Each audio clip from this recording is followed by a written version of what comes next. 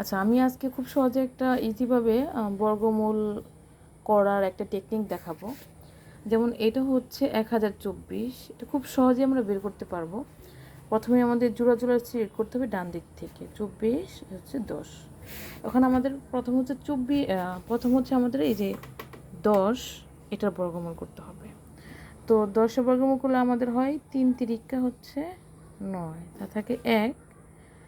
এরপর হচ্ছে আবার হচ্ছে 2 4 আসার পর এই 3-এর যে ডাবল এটা আমার নিতে হবে। 3-এর ডাবল কত হচ্ছে 6। এখন এখানে এমন একটা সংখ্যা নিতে হবে যেটা দ্বারা এখানে যা নিব, মানে এখানে যা নেব এখানেও তা নিব, ওর তাহলেই আমার বের হবে। আচ্ছা, আমি যদি এখন 2 নেই, সাপোজ এখানে 2, তখন এটাও নিচেও এখন 2 দিয়েই গুণ হবে। আচ্ছা, আমি যদি সাপোজ এখানে 2 দিয়ে গুণ করি, 2 দুগুণে 4, 6 দুগুণে 12, মানে আমার কিন্তু এটা বের হয়ে যাচ্ছে। তাহলে হচ্ছে 124 আমার হয়ে যাচ্ছে।